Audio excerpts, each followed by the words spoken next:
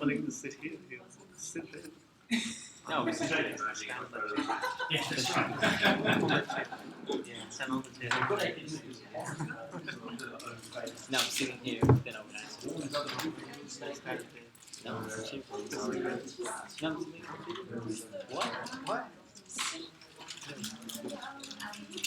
Oh, really? I can find it. No. No. That's the magic of the word. Yeah? That's the magic of the word. You present.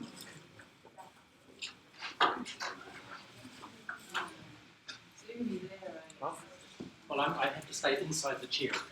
Inside the chair? If I fall over the chair, it means I've gone out of shot.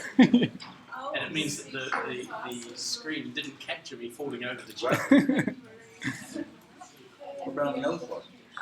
Yeah, but if I go to the other side, I'll be off the thing.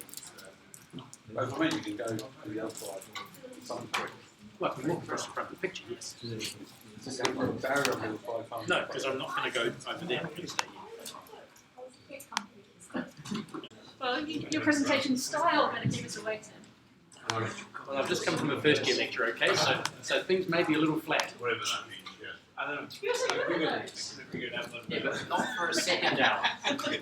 The energy goes into the first hour. RMIT's creation. No, it's alright actually, but what the facilitation. But, then it's like, give us like a baseline or something.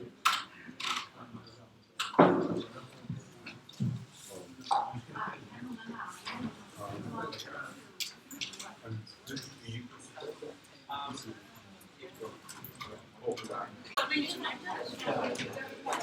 basically, you're creating pages. Yeah. Right. Do you have one? Yeah, I do. Good for you. They're all Corporate citizen. So they've got a page of Melbourne to Sydney, Melbourne to Kuala Lumpur, Melbourne to.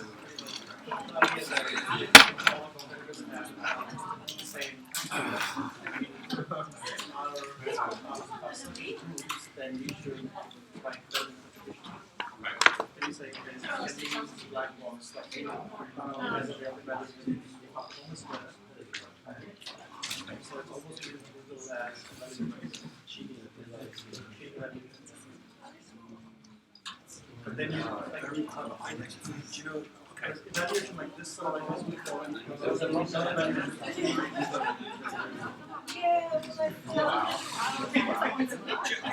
Wonder about that. Wonder about it. No, do you know what I did? No, I'm not going to pretend. I didn't have that. I did wonder about running.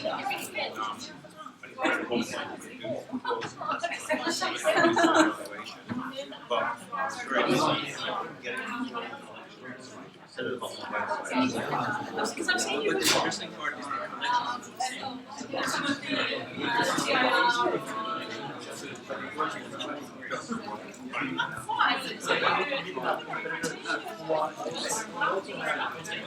yeah, I think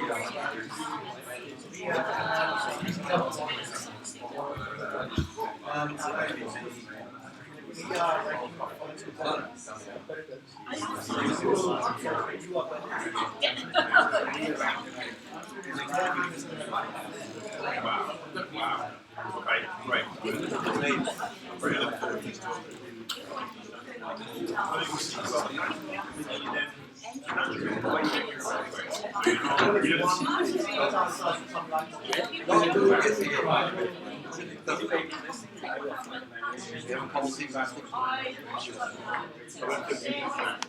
I mean, it's already on the trend. It's very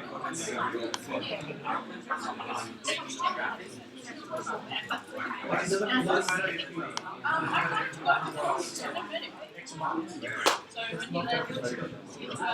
6 months later,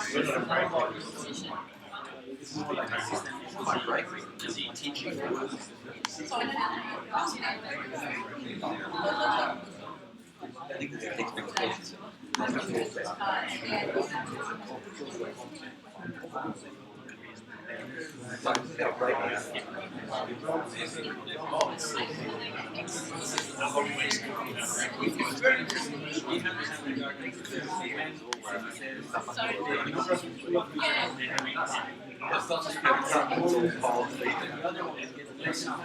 So we can see this.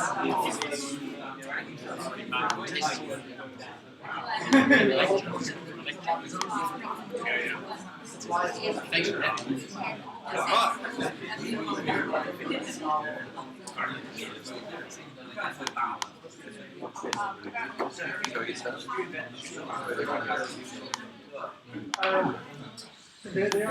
tools out there like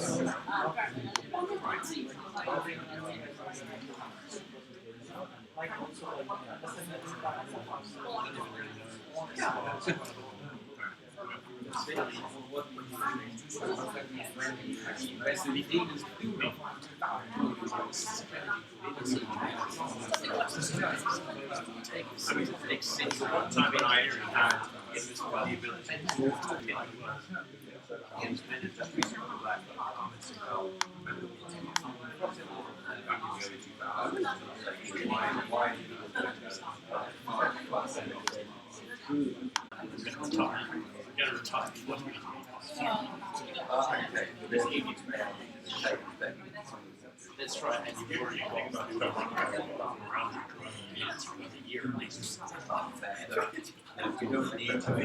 Yeah. And then so I'm going to be sitting all the way up Swan Street and around the Houston Street. It's going to be a nightmare. All day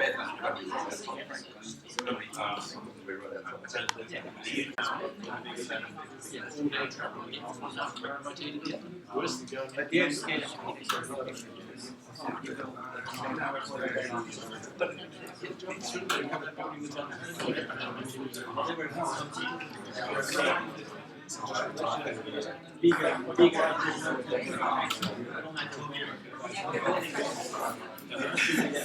It's not early. I mean, in that age, you got in the people behave toward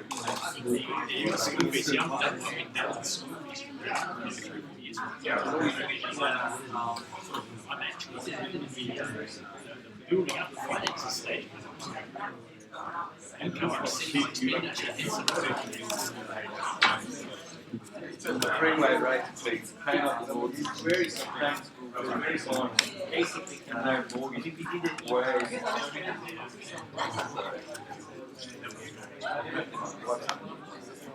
My professor, so you'll be lying in bed pushing her out the door every morning. topic people want to hear more about. We've got one of the leading experts in the world on evaluation, particularly as is done in formal computer science, Alistair Moffat. Mark Sanderson, who's a professor at Melbourne Uni, Professor Mark Sanderson here from RMIT, is also one of the great exponents, very well known particularly for user analytics, and he's going to talk about some very recent work that we think is very interesting and pertinent and sort of extends the AB type of model. And then we've got a couple of guys from Redbubble who are, again, one of the great innovators in this space in Melbourne. So they're going to talk about some of the things that they're doing in that space as well. And meantime, please eat, get some drinks if you want to quickly before Alistair gets going. And there will be pizza coming later on towards the end of the third talk. So we'll hand over to Alistair, always entertaining, and I'm sure it'll deliver, he won't disappoint. Yeah, so we just had a little conversation over here. If Mark is an exponent, I must be a mantis. So I should warn the people in the room that there's a chair here for strategic reasons, because there's a camera just there, and I can only just see the screen. So the point is that if I hit the chair and fall over it, you guys will laugh, and no one watching will be able to see it. That's the objective of putting the chair there. And I should also warn you that I've just come from a first year lecture, and there are some habits that one builds up in first year lectures that may not play well with this audience, such as abusing them and calling them names and saying wakey wakey. No, don't leave now. The best bit's about to happen. And shaming them to sit back down in their seats. So I'll try to remember that you're adults rather than first year students. So I got asked a couple of weeks ago by Damiano for a title, and I was bereft of inspiration. So I just sent him the easiest thing that came, and that's a kind of a nonsensical rhetorical question. And then he immediately came straight back and said, well, how about an abstract? And then it started getting hard, and I thought about changing the title to match an abstract that I could possibly talk about, and then decided it would be easier to make an abstract than a talk to fit the title, because the title's, well, I don't know, it's a title, and it says a little bit about what's been bothering me intellectually for more than 10 years now about information retrieval and information retrieval evaluation. So evaluating the evaluation, measuring things that matter, and I'm going to try and restrict myself to 20 or so minutes on this, and I'm sure Mark will yawn loudly if I go too long, but I could talk about this all day and not bore myself. I'd probably bore you, but I wouldn't bore myself. So like all good talks, I have a slide called Overview, and that's about all you need to take out of that, except for noting that we're about to do an audience exercise. So what I want you to do is get your phone out, or a piece of paper if you're an old-fashioned person, and a pencil if you're an even more old-fashioned person, and just be ready to type something, okay? So in 10 seconds you're going to be asked to type something into a non-reversible storage, or at least if you reverse it, the people sitting next to you will notice that you're backspacing out of it. Okay? 10, 9, 8, 7, 6, 5, 4, 3, 2, 1, go. Now please don't call out the answer. I'm not asking you a question. It's an exercise that you do by yourself. While visiting Thailand for a beach holiday last year, you decided to visit some local museums to learn more about Thailand's history. You learned many interesting things about the country, including that it was not always called Thailand. What was it called originally? And then the question for you to type onto your device. No, don't go, well, you can go searching if you want to. If you want to go and hit a major commercial search engine already, do so, because that kind of answers it. What I'm interested in is knowing a couple of questions, 3 questions I'm going to ask you. First, I want you to just type down a number. How many useful web pages do you think you would need to complete that task? So if you did go to a search engine, how many useful answers do you think you'd need to see before you said, I know the answer to the question? And then the second question, how many different queries do you think you would need to type before you got that level of satisfaction? So you've now got 2 numbers typed into your tablet. And then the most interesting one, what would your query be when you did go to a search engine? What would you actually type? Quick, don't try and analyze it too much. Just what would you type? All done with that one? And I'll try and get my misbehaving clicker to work properly. Here's another one. There's 2 of these exercises. You recently heard a commercial about the health benefits of eating algae, seaweed and kelp. This made you interested in finding out about the positive uses of marine vegetation, both as a source of food and as a potentially useful drug. Same first question. How many useful web pages do you think you'd need to complete the search task to satisfy this thirst for information? Second question. How many different queries do you think you'd need to enter to find that many useful pages? So you're way ahead of my first years. They would never even bother participating, okay? So well done. They'd just sit there going, And third one, what would your first query be? Straight away, type it in.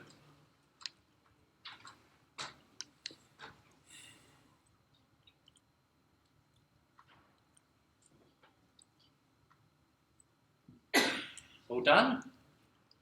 Now, before you change your mind, show your recording device to the person sitting next to you, right? Because what I'm interested in is getting to the point of this. For the first question, for the number of useful documents, I'm willing to bet that almost all of you said you need fewer useful documents for the first one than for the second one. For finding out the original name of Thailand, you might have said 1 or 2. Or, really smart people said 1 if it's the wiki page, right? And that, I'll take that as an answer. So one really good resource is okay for the first one. But for the second one, I'm also willing to bet that many of you said 2 or 3 or 5 or something, okay? So put up your hand if you actually did the opposite. You said more for the first one than for the second one. Yep, okay, what were your 2 numbers? The first one, the second one? Yeah. I would just say, sorry, for the veggie one, I would say 1 and then 3. Yeah, okay. Other than I would just give up. I'm not Okay, so you just don't care about the marine vegetation. Fair enough, good point. And then for the second one, it's the same question, right? Did you think you would need more queries? Do you think you'd need to refine your query or have a second bite at the query process to get the information? Because most people were looking for more information, so you're going to have a second bite at the querying process to try and get that information, right? And so again, I would guess that most people in the room wouldn't put their hand up to this question. And then here's the one I'm most interested in tonight. Put up your hand if you had either of the 2 queries exactly the same as your neighbour.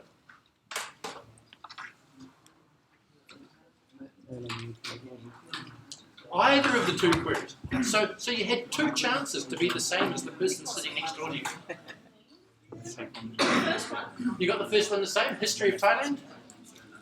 Thailand original name. Thailand original name? Did anyone else have a match with their neighbour? Yeah? No. So here we have a room of what I'll call, and this is a phrase I've never used in front of first year students, educated professionals. And yet you didn't agree on the queries you would issue to access the same information, to try and resolve the same information need. And one of them was such a simple thing. Surely the question is original name of Thailand, which is what Rebecca said she had. So we went to crowd workers and we took a whole lot of these. We've had now a total of 380 of this type of thing that we've done with crowd workers. And we asked them what their first query is. And here's what we got back. We had a total of 42 people looked at that particular question that I gave you. And we had history of Thailand came up twice. Original name of Thailand came up twice. So was that your query? That was Mine was Thailand original name. Thailand original name came up. Thailand first name, Thailand form name, Thailand original name, Thailand's history, Thailand's original name. And notice that we're being a bit fussy. That one got split on an apostrophe by the looks of it, so it's kind of the same as some of the others. But you can see there's this immense diversity of queries that people generate for something as simple as Siam. And some people, did anyone actually say they would just type Siam? Because wouldn't it come up and say the original name of Thailand? Possibly. Is that its original name? Yes. Kingdom of Super Thai. As your query. No, that's what came up as the first name of that. Okay. All right. Well, I don't know. I think it's Siam. So did the previous name. Anyway, the other one, 47 people responded to this one, and it goes nuts. Algae health benefits, algae, seaweed, kelp, nutrition, medicine, benefits of eating algae, seaweed and kelp, benefits of marine vegetables, benefits of eating algae, and I'm not going to read them all out. I'll just highlight this one.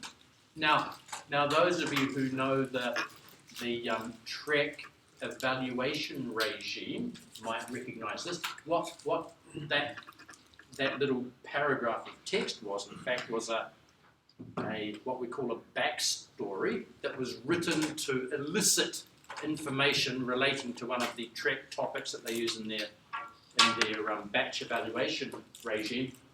That's the nominal, I mean, there's no such thing as the official query, but that's the default query, that's the title of the topic.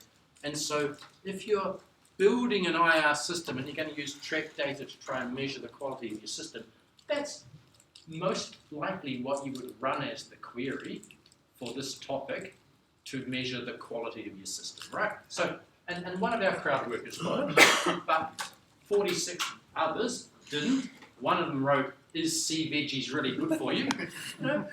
Perfectly valid query. Are they? I don't know. And then we had positive uses of marine vegetation 8 times, and you can kind of get an echo of that because that phrase was in the story that we gave them on the screen before they did this. No, that's a very long extract from the same thing. Uses of marine vegetation came up twice, but there's this tremendous variety of queries comes out of people, and very little repetition. So what does that mean if we're trying to measure stuff in a classic batch evaluation scenario? So if you're trying to measure an IR system in an offline manner, so non-interactive, I'm talking about the 1990s here, before the internet made interactive, before we had crowd workers for a start. So what you did, you took a set of documents, a collection, and you took a set of queries or topics that you had some belief represented typical information needs that collection would be used for. So if you had a web collection, you might say what was the original name of Thailand, and hope that you were going to find stuff out of that. And then what you had to do was get a set of relevance judgments. You had to have some process for identifying which documents were responsive or relevant to the query, and which ones weren't. And the judgments are expensive, right? The judgments actually end up costing a great deal of money.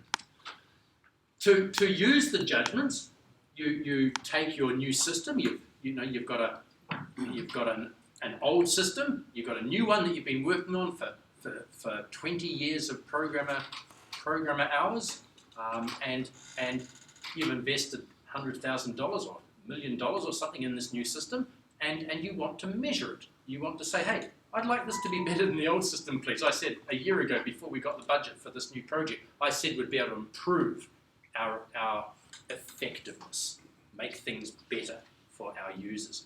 And so you'd take the old system, take the new system, run the queries, 50 or 100 if you had a lot of queries, because the obstacle of getting those relevance judgments is going to be there, and I'll come back to that idea. And you'd get runs, and then you'd score the runs, and then you'd pick your favourite effectiveness metric, and I'm passionate about those and desperately trying to stay away from them tonight so that we don't get into a long and ultimately futile argument about things. So you'd pick an effectiveness metric that you thought was appropriate for your application scenario. You'd apply some statistical testing. You'd do a t-test on the means or a sign test if you were looking for difference, and stuff like that. And if you're an academic researcher, of course, you then generate a full A4-sized table of several hundred tiny numbers, and you'd put some daggers and clubs and stuff on them and say this one's better than that one. And you'd try and find where all the bold numbers in the table were densest, and then you'd pretend that was what you'd always hoped to achieve, that in this kind of scenario, on this kind of collection, you've improved the state of the game, and you'd never admit that could have happened by chance. And then, of course, you publish. And you say, well, what can go wrong in this process? Because this is a process that,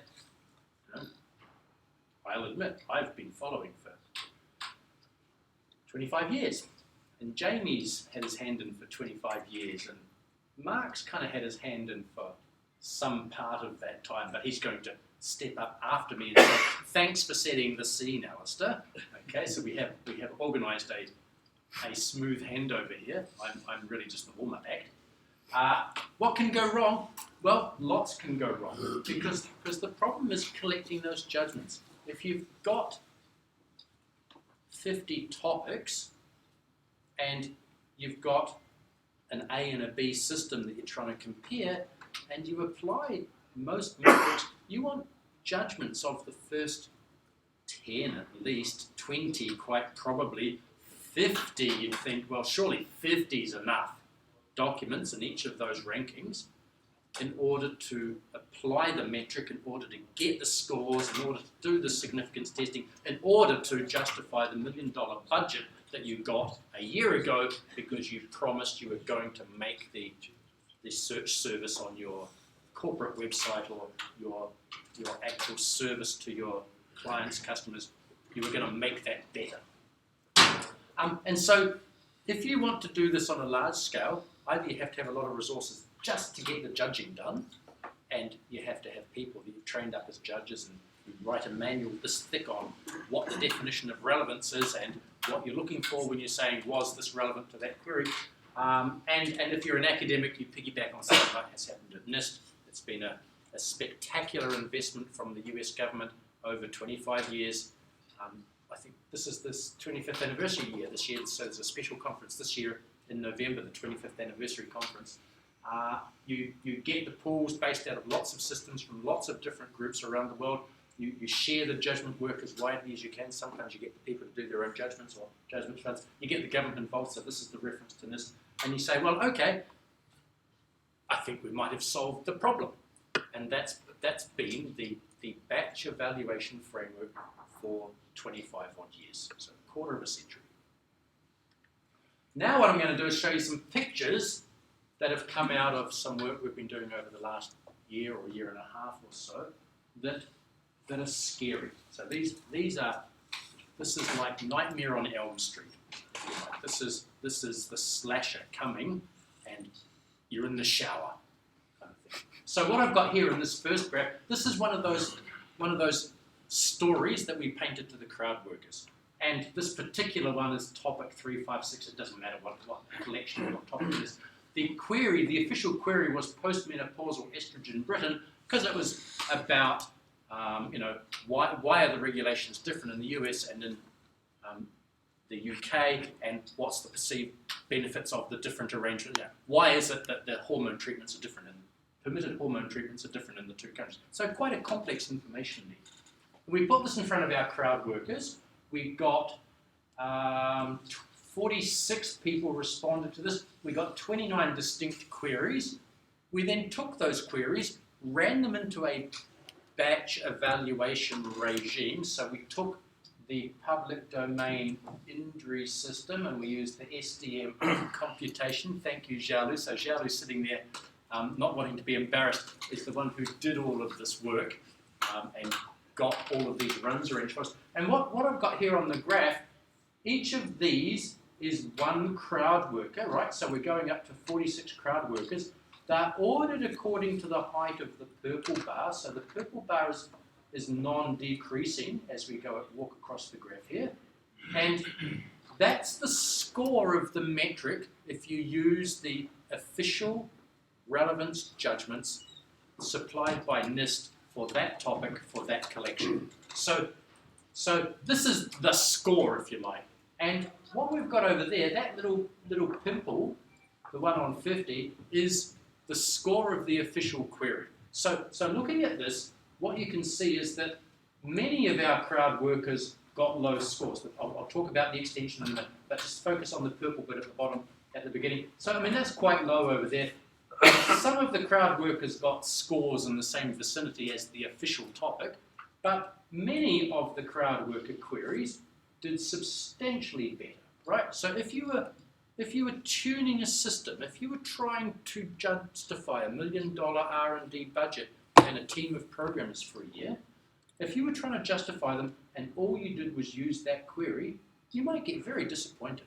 You've measured a pinprick in the ocean of all the possible queries that people might have used to answer that information need.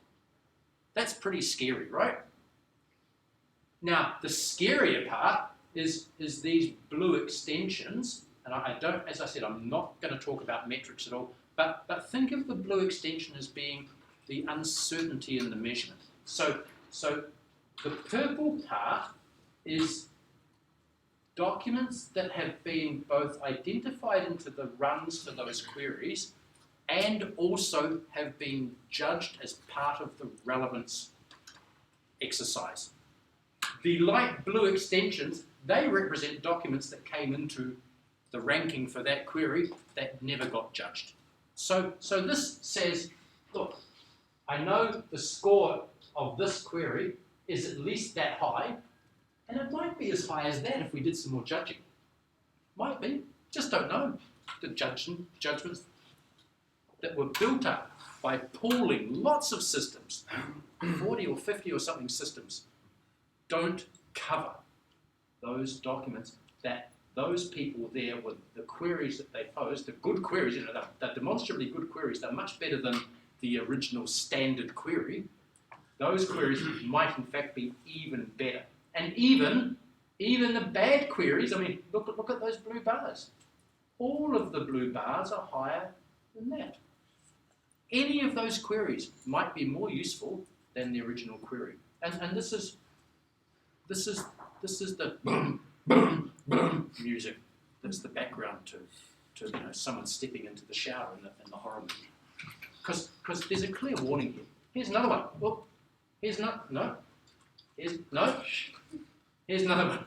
I'm not handling the device very well. This is recycling successes. There are 44 people, 25 different queries.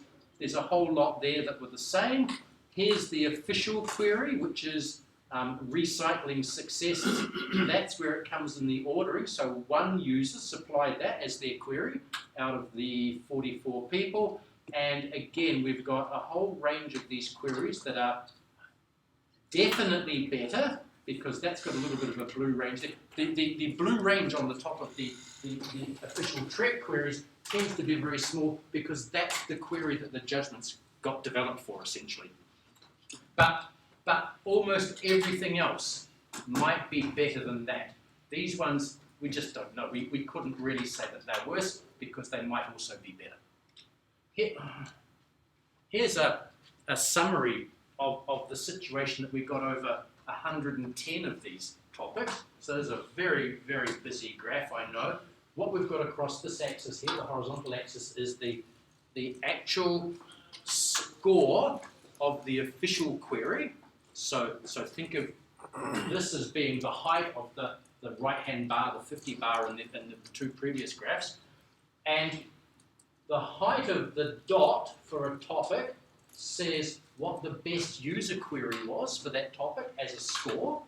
So this is a score and this is a score. So that dot there says, well, the official query didn't do very well, but at least one user query did, you know, quite okay.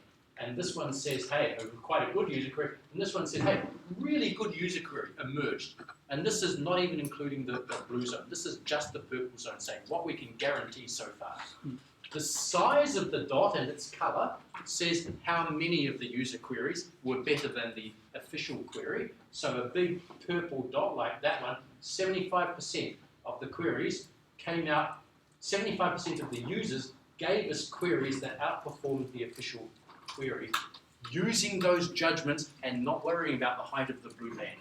So there's tremendous variety. You can see that nearly all of the queries had something, a user that generated a better query using that standard scoring regime, and only a few of them did we not get a better query out of it. So that's one where the official query is quite good, but the best user query on this axis was not so flashy. And this diagram, again, it's a scary diagram, I think. Here's another consequence of having users involved and getting variant queries. This is the number of documents that have to be judged. So if I'm trying to get pooling down to a depth of 10, and I've got one person involved, one query, I have to judge 10 documents, right? And if I'm pooled to 20, I judge 20, pooled to 50, judge 50, pooled to 100, judge 100. Say, well, what happens if I have more than one user forming these queries? As we add users, so by the time you get to 10 users, you've got many more documents needing to be judged on average. And over the whole picture, we've got the number of documents needing to be judged is approximately linear in the depth of the judgment. So to depth 10 in every run, or to depth 20 in every run, or to depth 50 in every run, you take all of the query variants, you put them all together, you do a sort minus u to get a set of documents that you want judged to give you coverage down to that depth. And these are growing. This is a log graph. They are growing essentially very, very quickly. The number of documents that get brought in for judging, as you stretch it out to the 50 or 60 different topics that we got for some of the different queries we've got for some of the topics, that grows really quickly. This represents a tremendous judging burden. If you do this for systems, so we did the same same measurement for the variance systems that went into the Trek pooling activities, it grows more slowly. So this grows roughly according to the square root of the number of systems, and this is closer to the 2/3 root of the number of users involved. And that's users, not even number of distinct queries, it's number of users, which is a scary thing. So we have to be a bit careful. We need to include both variant queries and variant systems when generating a judgment pool. That blows up the size of the pool that has to be judged. And until now, we have not had that happening. There's been one query or one run from each system, often run with the same query. You know, in the Trek evaluation, we don't even really know what the queries used were, but many of the groups will have used the title queries. So we have to do more judging. Problem solved? No, not really, because the cost is an issue. Say, well, what happens if we judge shallowly? What happens if we only go down to depth 10? And I've got a graph for that as well. And this is Jalou's graph. Yeah, beautiful graph, yes. And what this one shows, this is for the metric average precision. And what we're doing here, that's the pooling depth that was used to set up the judgments in this particular year and round of the activity. And each of the lines, so there's dark lines and there's light grey lines. I hope you can see the light grey lines. Each of those lines represents one system. And what we're doing here is saying, well, we've got pooling down to there. What happens if we evaluate to depth 1 or to depth 2 or to depth 3 or 4 or 10 or 20? And what happens if we do an extended evaluation? Because most Trek runs are to depth 200 or depth 1,000, and the evaluation goes to the end of the run. So we're trying to say, what happens if we've got shallowish judgments to the relative position of the system? So the dark lines are the maximum at the end, the minimum at the end, the median at the end, the third quartile and the first quartile, right? So they just trace through it. There's nothing special about those systems. They're picked out because of where they are. And so you get the sense of, well, if what I was measuring was average precision, it kind of goes down, and then finally stabilizes, right? So you have to say, well, what actually am I measuring with average precision? And it's complicated. And the fact that those lines are crossing each other, there's a crossing point, and there's crossing points there, and a crossing point there. The system that started off the best actually ended up being not very good at all when you went to the full depth judgment. And that's guesswork over here, right? This is extending beyond the pooling depth. Down to here, these are accurate measures. Over here, it's extrapolation. Now you take a different metric. This is MDCG. You see the same kind of pattern, except if you evaluate to a deep depth, they curl up and they become your friends again. You can make your system look better, you know. If you want to justify that $1 million budget, all you have to do is evaluate MDCG to depth 100 in the before setting, and then just accidentally evaluate to 1,000 in the after setting, and you can get a substantial improvement. It's just the nature of MDCG. It's not. Are we not going to talk about evaluation metrics today? I'm not getting it the way I want to. I'm just pointing out a pattern of behaviour here. So the problem with these ones is they're normalised. If you've got the judgments, they're good metrics, but if you haven't got the judgments, the behaviour becomes a little bit chaotic. Here's another metric. Slightly different behaviour because it's not got the normalisation thing going on. And this is a metric a bit like the one that I showed you earlier with the purple and the light blue. So this metric, you can also paint the curve sweeping down, saying as we go to a deeper evaluation, we can reduce the amount of uncertainty. But you end up with those bands at the end saying how much uncertainty you've still got because you just don't have judgments to cover. So different metric, different behaviour. Another Jalou graph. She's recognising all of her handiwork. So what we did was say, okay, do they at least give us the same system ordering? Do we end up with the same things in the same place when we take those systems, order them according to their score after evaluating for that depth? And we got this amazing graph. This says if you use average precision on the same data I had in that graph a minute ago, and you compare, for example, evaluation to depth 20 with evaluation at depth 1, you get red. It says they are almost completely different orderings of systems. If you want to get into the green zone. The green zone is where you're saying, hey, we're getting the same ordering. You need to have broadly comparable depths, and there's still this funny rectangular artifact in the middle there where a depth 20 evaluation is quite different to a depth 40 evaluation. Go to another one, that's NDCG, similar pattern. Go to another one, and pattern's not quite as marked, but it's still there. It's only if you go to a very, very shallow metric that you end up with this green pattern that says, hey, the evaluation depth doesn't matter. This is what the green box means. It says evaluation depth doesn't matter. That's scary. So takeaways for practitioners. Trying to crystallize this into what I'm trying to tell you. By all means, choose a metric that you think matches the application scenario you've got in mind. If you're confident that your users in your particular application only ever look at the first ranked suggestion or first ranked document, by all means, just use precision at 1 as your metric. Not a problem at all. But be aware that you should be pooling over variant queries. You should just do the simple exercise of getting a room full of people and saying, well, we're going to build judgments on this topic, but what would you ask if you had to find information out about that topic? And pool over that as well. Don't just pool over different topics, pool over queries within the topic. Think carefully about evaluation depth as you're doing this. If you've got a metric where the evaluation depth is essentially part of the definition of the metric, which is pretty much everything except for precision of 1. Employ at least one simple method for keeping track of. So the known unknowns, the light blue bars I had, I can tell you how big they were because they correspond to documents that weren't judged. So they are known unknowns. I don't know where the final score of that query is within that light blue bar, but I know it's in there somewhere. Even if your metric that you want to use doesn't allow you to do this, just as a safety harness or an airbag or anti-locking brakes, measure another metric as well so that you've got the sense of being warned. You'll get shouted at if you get these big, wide, light blue zones that say, hey, your measurement's really not very accurate. These judgments aren't a fit for these runs that you've got here. And if you've got a warning coming out of that, for heaven's sakes, don't rely on a metric which has unknown unknowns. And you know, there's other metrics where you can't work out that imprecision because the whole thing has got feedbacks inside the computation that depend on where the relevant documents are.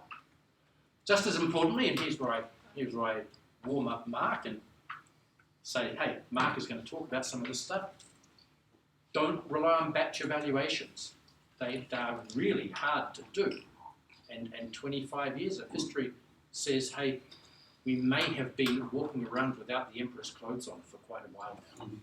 You know, be careful. So look for other ways of gathering evidence about what's going on with your product or with your service. If you're in control of what you're doing, no, for heaven's sakes, capture log data, capture dwell times, capture click-throughs, capture every bit of information you possibly can from your users, and then do some proper data analysis on it. If you can, get crowdsourced opinions involved, if your product allows you to do that. Do live A/B testing, which is especially the setup for Mark. Do observational user studies.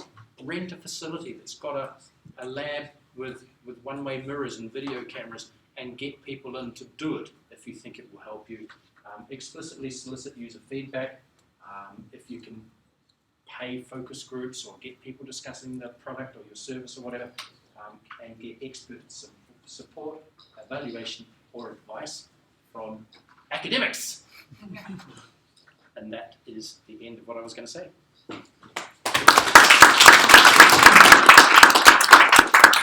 Are we at minus 15 minutes for questions? Oh, come on. For someone like Alistair, it's worth... No, I'm not. The suggestion that I went 15 minutes over time. Over the top, you said. Please, questions. Any questions? Jamie. So in an evaluation, is it better to do 10 different topics with one query per topic, or one query with 10 different, sorry, one topic with 10 different queries? I don't have a precise answer for that, but I'd be suggesting that it has to be a combination, and that 10 times 1 or 1 times 10, either way, is going to be inadequate. And it's this, there's the multiplier of number of topics times number of queries times depth that you want to go to. And if you think of it as being a cubic box of work that you have to put together, I'd be suggesting that you want to be thinking about tens of thousands of units going into that, and then take the cube root, the cube root, and the cube root, and you might be somewhere in the right ballpark, but that's just a metaphor, because it's not unidimensional in any of those. But tens of thousands. So we have started the process, or we've been working for the last 6 months or so on the process of developing a collection that has 100 topics and 100 users' queries for each topic. So we've got about 5,500 different queries, because on average we've got 50 odd different queries per topic, and we've now got 55,000 judgments against those, judging them guaranteed down to depth 10, and then selectively beyond 10, trying to pick documents for judging that will be of greatest benefit to the overall evaluation, but down to depth 10 everywhere. And that got us to 55,000 judgments. Is that with one system or what? That's with 3 systems gone into the so yes, systems times topics times queries times depth, and it was 3 systems. And as of yesterday, we received 20 gigabytes of data from a helpful colleague on the other side of the world, who has given us 790 something different runs, different systems if you like, because they ran endless combinations of parameters and stopping and stemming and so on with several different retrieval systems to give us an explosion of data. And don't want to try processing it, but we're going to at some stage.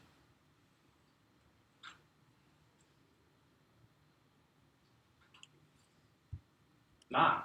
Okay. All yours. Thanks again.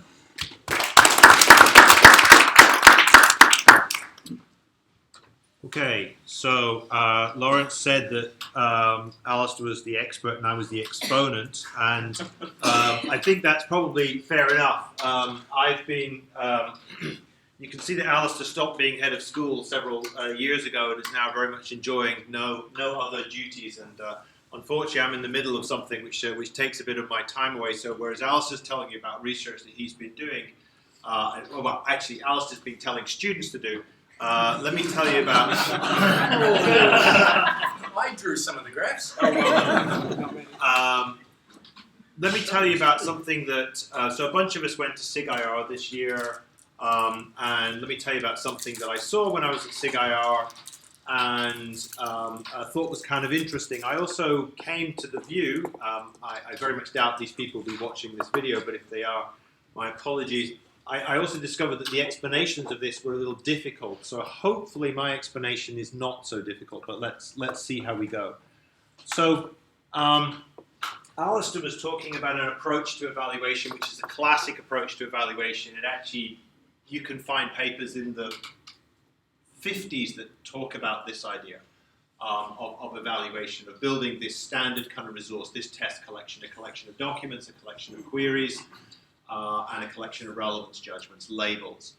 The way that the other sort of approach to evaluation that Alistair talked about is, I should say that approach to evaluation used to be called test collections, and now all the kids are calling it offline evaluation. That's the new terminology. Test collections are so last decade. It's now offline evaluation. So let me tell you about some things that are going on in online evaluation. I came across this idea because I look after a review journal called Foundations in Trends in Information Retrieval, and we just had an article on online evaluation written for us by some people at Bing. And there was a section in there called Mining Historical Log Data for Evaluation. I thought, oh, I haven't heard of that before. And reading it through, I discovered that what they were actually talking about is what's generally been called counterfactual evaluation. So if you're doing evaluation, what are you doing? You're getting a user typing in a query, you've got a retrieval system producing a ranking, and you have a retrieval system which is operating under some sort of policy. So let's call it PI. If this is your ranking policy. So it takes a bunch of documents and it retrieves them for you. But maybe you want to try out a new rank policy. Maybe you want to try out a new rank policy. So how do you do evaluation? So one of the things Alistair mentioned is you might do something like an A/B test or an interleaving test. So this is an idea that was published about 10 years ago by Torsten Jochens. And the idea was, don't get the user to understand that they're being evaluated on. Take results from your original ranker, take results from your new ranker, interleave them into the ranking algorithm, into the rank that you present to the user. Don't tell them that these are coming from different systems. This is just that privately you know this one comes from this one comes from this one, and see where people click. So if you interleave the results of these two things, see where people click. And of course, one time you do it that way, the other time you do it that way. You know, sometimes if this rank policy wants to bring back the document that was here, you have to think a little bit about clashes of duplicates and so on. But there's a whole bunch of processes that have been written about in the literature that explain how to do that sort of interleaving. The striking thing that I came across this summer at SIG-IR was the search engines were saying, do you know what, that takes too long.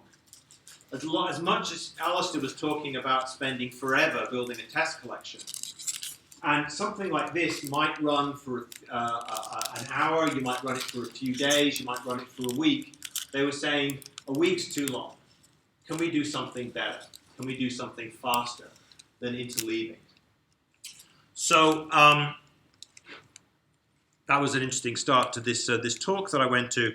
So where people have started asking themselves is they said, well, look, when we get people to use our retrieval system, we generate a log. And let me simplify the log greatly. So this is our log under our initial policy, our ranking policy. So our log basically records three things. It records the query, it records the rank result, and it records whatever the user action was. It might be there was no user action, but it records a user action. And, you know, we've been talking to certainly one of the search engines around here who have billions of rows in their data. So a huge, huge resource. So the question is, could you mine those logs? Well, if you've got your new rank policy, the problem is that your new rank policy, what you could do is you could say, well, look, I've got these users who typed in these queries. I could run those queries on my new ranker. The problem is the ranker will come back with different documents. So sometimes it might come back with the same document. This query came back with the same set of documents as this query. But often it comes back with different documents. That's reasonable because it's a different ranking algorithm. But you could start filling in your log, an inferred log, with some of the ones where you actually have an exact match, but you've got lots of gaps in your log. So what to do? It turns out that there's a couple of approaches to this. There's a less successful approach, which is known as a direct outcome model. So what you're doing here is you're trying to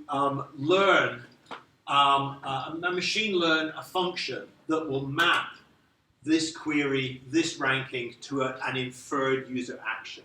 So you build up some sort of model. The model is based on click patterns, the way that users observe matches between the query and the snippet in the ranking, and you infer the way the user might behave. And so there's actually a series of papers that I can happily point you to afterwards where people have tried to build these direct outcome models and actually generate an inferred set of logs based on these inferences. But this is, you know, to some extent, it's kind of guesswork. But it is an approach that's been tried. The thing I never heard of, and I checked with Alistair as well, but he just passed us by. But the thing I'd never heard of was the search engines are actually doing something else. They're introducing what they call exploration data. And exploration data is where they deliberately show the user a slightly wrong result. So what they're doing is every now and then when they're running their standard ranker, they're running their query through their standard ranker, which they believe to be the best system that's possibly out there, but every now and then they show the wrong result. Not a catastrophically wrong result, but they show a slightly wrong result. And they log the user action for that. Now, in my example, we just so happen to have over here, query 4 in our new rank policy actually generates this rank output. And so we can actually, by showing people what they call exploration data, we seed the logs with a whole bunch of hypotheses about how would users behave if we gave them slightly different results.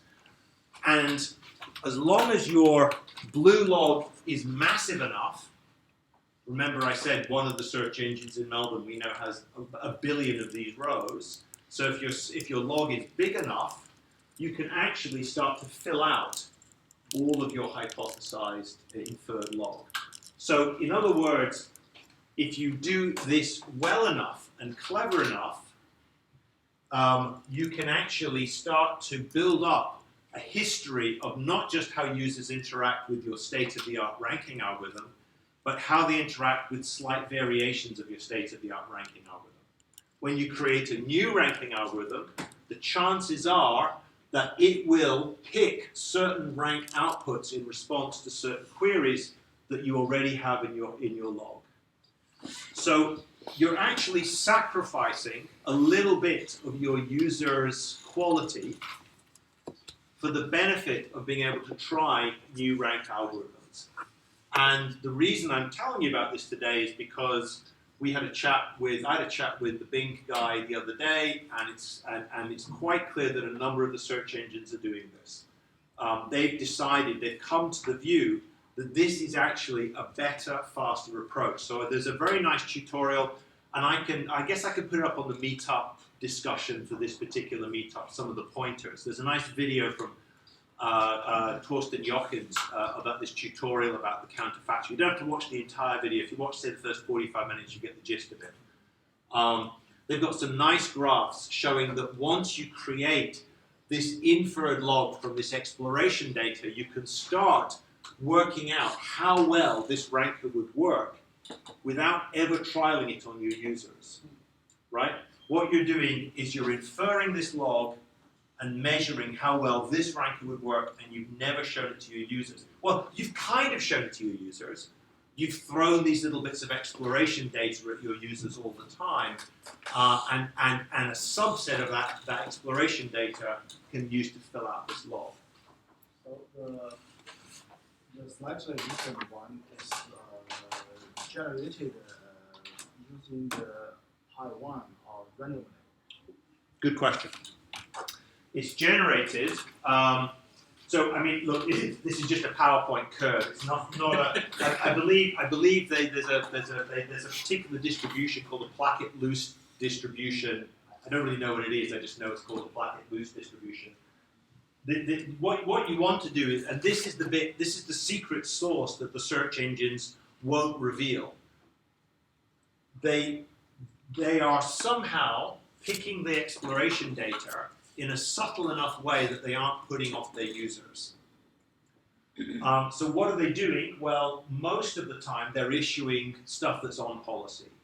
And then what are they doing? They're issuing some stuff that's ever so slightly off policy. So maybe what they do is they adjust a couple of the parameters in the ranker, and you get a slightly different result.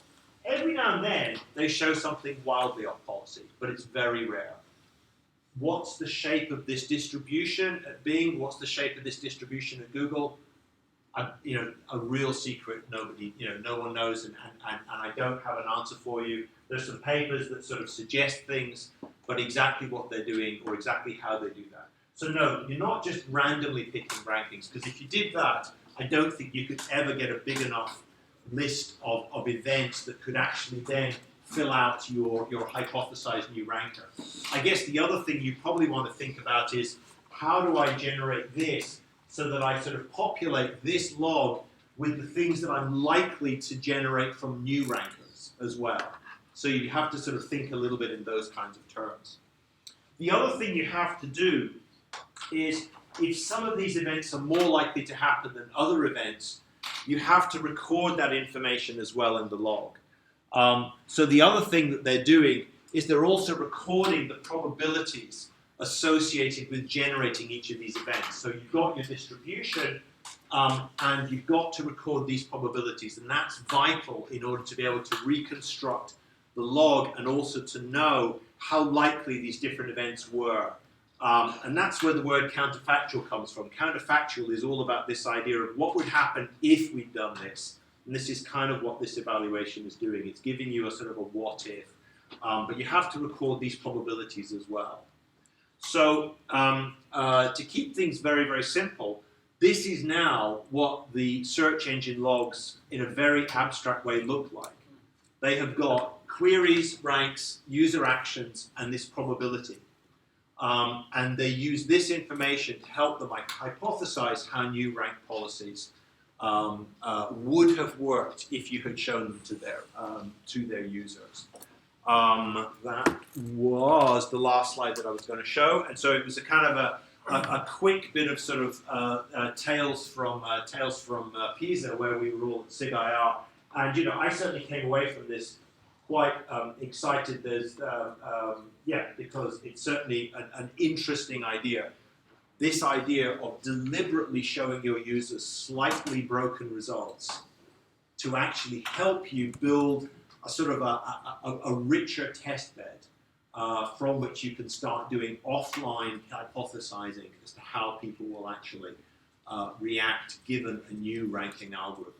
So very unlike tests. Well, I don't know, maybe it's all of the variation you're talking about, I'm not sure. But anyway, a new approach. So I'll stop there. So is the difference to, let's say, A/B testing more the fact that you're not generating from a policy, from a second policy, but just perturbing a current policy? Well, yes, you could say that. I mean, the problem with A/B testing, I think, is that the advantage of this approach is if you can work out what this is going to be, if you can be confident that this is actually going to sort of distribute things fairly well, it's actually a pretty lightweight thing. If I come to a search engine company and say, all you have to do is perturb your ranker in some subtle way based on this thing, and all you have to do is add one more column to your database. That's not, and you'll generate this interesting test collection of this interesting collection of events that you'll then be able to mine rankers. It's actually a lot easier than to say to a search engine company, hey, you've got to implement A/B testing and interleaving, which means you've got to have two versions of the ranker running. You've got to be able to monitor the way things are going. So if the ranker you introduce starts to go horribly wrong, you can immediately switch it off and flick back to the old one. And in some ways, this, if you can nail this, you can actually do this in a much more lightweight way. But yes, you're right. Essentially what you're doing is you're peppering your results with these little tiny experiments. You're definitely taking a hit in your user satisfaction, but it's a small enough hit, and the gains from rolling out new algorithms faster it seems to be a benefit, at least for the web search engines. Yeah? What exactly does the probability represent? Is it the probability of the query or something else? It's the probability of this particular event happening. So the probability of this particular kind of perturbed ranking happening. So you need... Of the rank. So it's how much the ranking is changing? It's the likelihood of that ranking being shown. So you might have rankings that are being changed slightly, and they're very likely to be shown. You may have rankings that are changed hugely from, so if the x-axis is kind of the distance, as it were, and the difference between the ranker, the current policy ranker, and your new rank, and your experiment. So these ones are really off-policy events, and you don't have them happen very often, but you do send them out occasionally. But you need to, when you're, you just need to record you just need to record what the probability was of those events happening when they when they were shown to the user. So if you want a very simple example, you might imagine that 99% of the time you show the top 10 that come out of your anchor, and 0.9% of the time you don't show the top 10, you show 11 through 20, and 0.09% of the time or something you show 21 through 30, and with a vanishingly small probability you show 100 through 110, so that you're collecting some information about all those documents at low frequencies. Because they're the ones that might come up when you adjust your ranker to have some new feature being used. They're the documents that you might want to have relevant information about. So you're doing kind of like A/B testing where you don't know what B is. You're collecting the data in advance. You're taking the hit on retrieval effectiveness in advance to get information about B, so that later on, when you want to know when you've got a specific proposal for a B, you've got some information that you might be able to use to tell you how B would be without having to run it. Sounds like the probability is more just almost a measure of the difference between the ranks if you're doing it properly. Well, I mean, Mark's graph is stylized, right? It's got a drop shadow. Yeah, there's how far away you are from the on-policy ranking as some kind of a distance thing, and the further you are from that, the lower the probability you want to show that thing to the user, for fear that you might be wrong. Seems like a bit of an indirect measure of distance as opposed to actually showing the distance from the ranking you're going to show. I think it's important. What's distance? I don't know. Yeah, I think it's important to record the likelihood of showing that, because that's important when you're actually going through the events later and reconstructing the way that your ranker would behave. So you could think of it as maybe a way to normalize the inferred log data. It's a sort of a normalization process. The other, the advantage one sees that if you're collecting data in advance, it actually help you design a new policy as opposed to just evaluate. If you stick to the end of the tutorial from Jochens, you start to see them smiling and grinning and talking about some new, using these ideas for machine learning as well, and actually inferring new rankers and probably implying that they've done some work for a commercial company. They can't say who, but they've managed to make some massive change to the quality of their rank algorithm by gathering this. You know, I think one of the problems with using the log data is it's just a bunch of positives. You know, when you give a machine learning algorithm examples, you need to give it positive and negative examples. And again, what you're doing is seeding some positive and negative examples. If you believe my stylized graph, you just have to be careful. You don't just randomly show them, you know, any old junky documents. You have got to be careful as to what you do. But there's an art to it, and there is actually some papers out there explaining what to do. There were a couple of other questions. So Jamie had just had up. Yeah, so would this be used with A/B testing as well? I'm sure they also... Is this to find, you know, to try out lots of different Bs before you actually put it into... I would imagine yes. I mean, certainly the examples I've seen claim that you could probably deploy a successful ranker without having to actually run it through A/B testing. But probably this is a way for all the kids at Google and Bing to try out crazy ideas. Yes, I would imagine. Yeah, although I mean it's highly competitive to get your B into the production system. So people bid internally. They bid.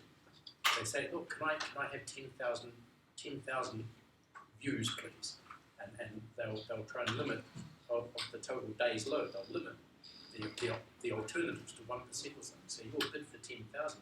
You might wait a week or 2 weeks or 3 weeks before you can get your 10,000 up, because you might be allocated 1 in a million.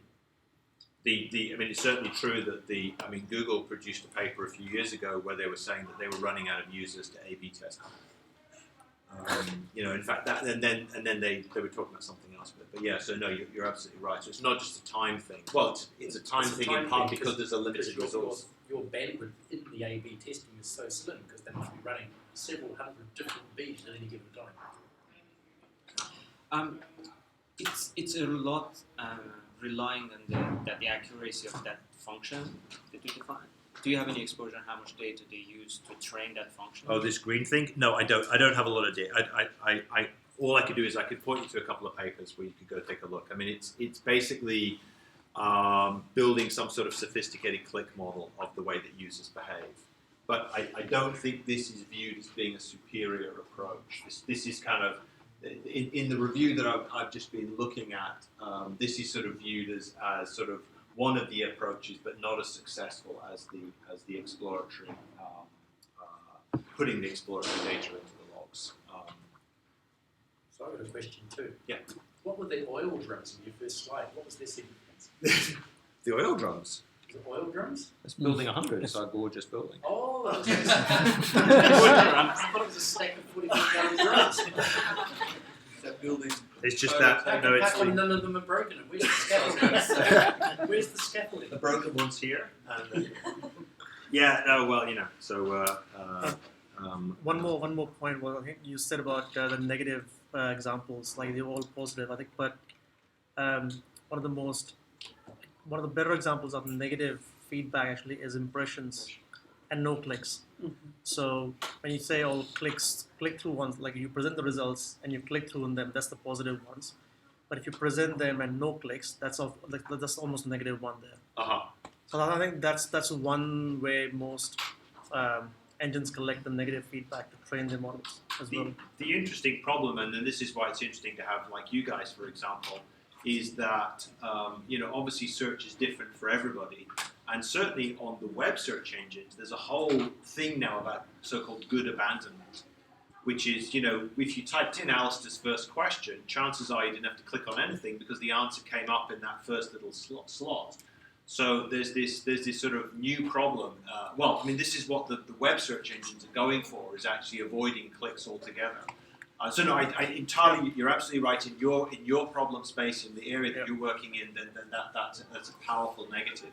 In other areas, it's a much more interesting mixture. So there was a great paper by Google in 2009 called Good Abandonment, which talks all about that sort of studying. They realized that there's a bunch of abandoned queries, but actually people were getting answers. And in fact, they also did something even cooler, which was they discovered that abandonment was higher on mobiles. Good abandonment was higher on mobiles than on desktop, and people were keener to get the answer out of the mobile than they were on desktop and things like that. Yeah, like it's not black and white. Like not every click through is positive. Not every abandonment is negative as well.